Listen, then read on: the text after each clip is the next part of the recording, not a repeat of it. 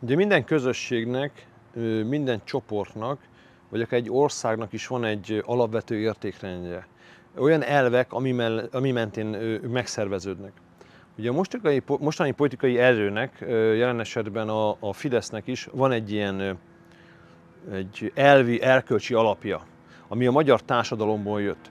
Ugye az megfigyelte az utóbbi időben, hogy maga a Fidesz felső vezetése és ez az erkölcsi talapzat, ez elmozdult.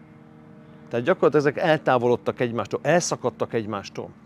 Ez ugye azt eredményezi, hogy a mostani kormányzó párt felső elitje nem követi azokat az elveket, azokat az erkölcsi szabályokat, amelyeket önmaga meghatároz és önmaga deklarál.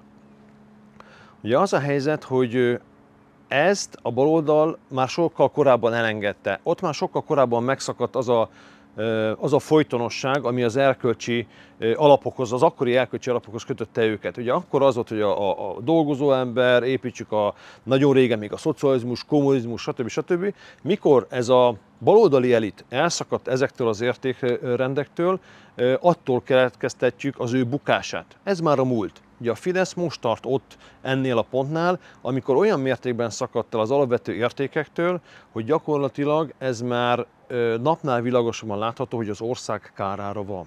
Ebből következik a következő kérdés, hogy vajon a Fidesz azért hirdeti ezeket az erkölcsi értékeket, ezeket a konzervatív keresztény erkölcsi értékeket, aminek egyébként van értéke, mert ő ezt komolyan gondolja?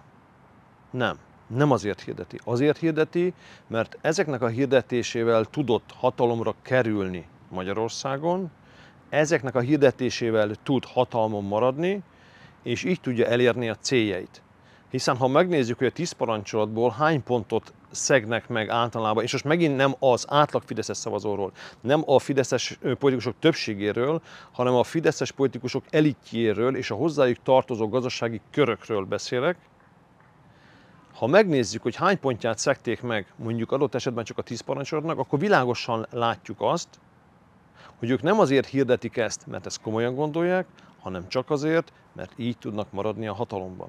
Ugye nyugaton, ahol az elátkozott balliberális kormányok vannak hatalmon, ott ugye azért tudnak ezek a még inkább társadalomromboló hatalmi struktúrák létezni, mert ott már a média és a mindenkori politikai környezet olyan szinten tudta lerombolni a vallást és az oktatást, hogy ott már ezekkel az értékrendekkel is hatalmon tudnak maradni. Itt ugye nem tudnak ebben a formában megnyilvánulni, ez világosan látszik a baloldal itthoni szerepléséből, ezért a Fidesz van előtérbe tolva, és a Fidesz beszél ezekről az értékekről, miközben önmaga szinte minden egyes pontját megszegi ennek az értékrendszernek.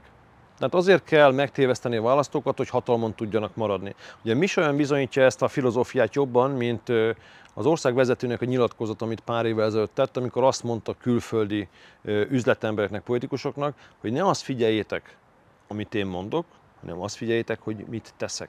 Ugye mindent elmond arról a filozófiáról, ami őket mozgatja, és ezért lehetséges az, hogy a konzervatív, keresztény, nemzeti értékekben burkolt politika álcája alatt olyan dolgokat tesznek meg a magyar társadalomban, amit csak a legvadabb és a legelvetemültebb, balliberális politikai köröktől várnánk el. Hogy csak pár példát említsek a teljesség igénye nélkül.